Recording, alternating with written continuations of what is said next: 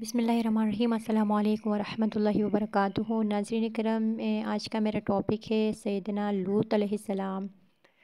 سیدنا لوط علیہ السلام کی بعثت کی بات کی جائے، نبوت کی بات کی جائے تو وہ صدوم اور گرد و نواح کے بستیوں کی طرح مابعوث ہوئے تھے۔ یہاں کے باشندے انتہائی فاسق اور شدید ترین کافر، انتہائی بد فطرت اور بے حد بد کردار تھے۔ وہ راہزنی کے عادی اور سرعام برے کام کرنے والے تھے۔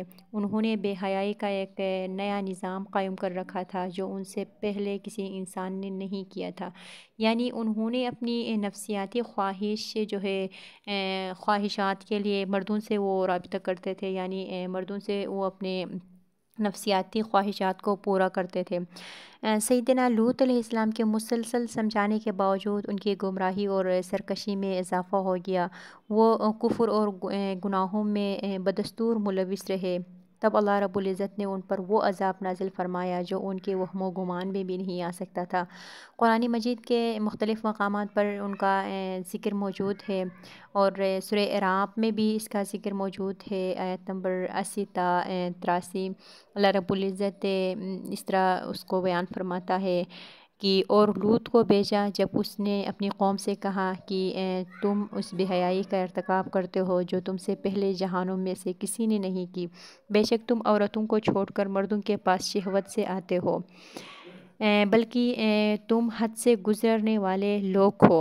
اور اس کی قوم کا جواب اس کے سوا کچھ نہ تھا کہ انہوں نے کہا انہیں اپنی بستی سے نکال دو، بے شک یہ ایسے لوگ ہیں جو بہت پاک بنتے ہیں۔ تو ہم نے اسے اور اس کے گھر والوں کو بچا لیا، مگر اس کی بیوی وہ پیچھے رہنے والوں میں سے تھی، اور ہم نے ان پر بارش برسائی، ایک زبردست بارش۔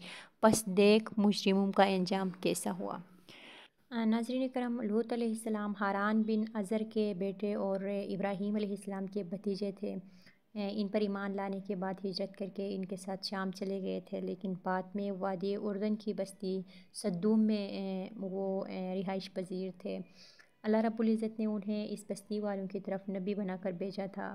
وہ لوگ جو ہے کفر و شرک کے علاوہ جو ہے خبیث ترین بیماری جو ان سے پہلے دنیا میں نہیں پائی گئی تھی، اس طرح کی بیماریوں میں وہ مبتلا تھے۔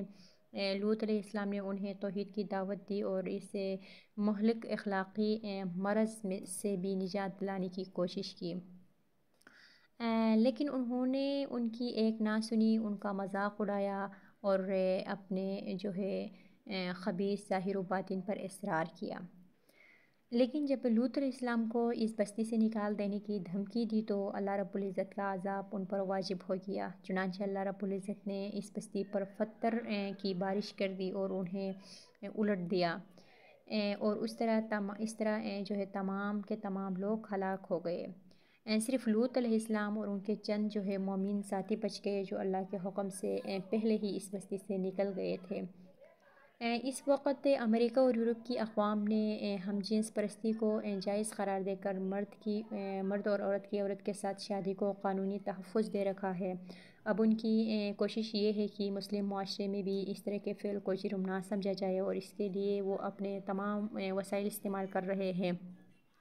اللہ رب العزت مسلمانوں کو حق پر قائم رہنے کی اور جہاد فی سبیل اللہ کے ذریعے کفار کی اللہ تعالیٰ سے اعلانیہ بغاوت کو کچلنے کی توفیق عطا فرمائے، کیونکہ اب اللہ رب العزت کا قانون آسمانی عذاب کی بجائے مسلمانوں کے ہاتھوں عذاب دینا ہے۔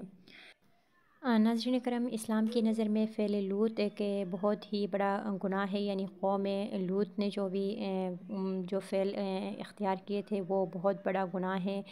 اس کی دنیوی سزا کے بارے میں سیدنا عبداللہ بن عباس رضی اللہ عنہ بیان کرتے ہیں کہ رسول پاک صلی اللہ علیہ وآلہ وسلم نے فرمایا کہ جسے تم قوم لوط جیسا عمل کرتے ہوئے پاؤ گے تو فاعل اور مفعول دونوں کو قتل کر دو۔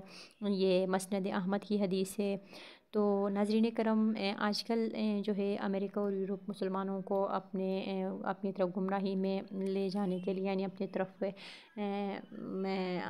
یعنی موٹیویٹ کرنے کے لیے اس طرح کے ناجائز حربے استعمال کرتے ہیں، اور وہ یہ چاہ رہے ہوتے ہیں کہ جس چیز کو ہم قانونی طور پہ اس کو آزاد سمجھیں گے، تو وہ جا جا کے مسلمان معاشرے بھی اس کو ایکسیپٹ کریں گے، اور مسلمانوں کا جو ہے مطلب تقدس ہے، مسلمانوں کا جو جس چیز کو مسلمان حرام سمجھتے ہیں، جس چیز کو قرآن پاک حرام قرار دیا ہے، اس چیز کو وہ مطلب کرانے کی کوشش میں ہے۔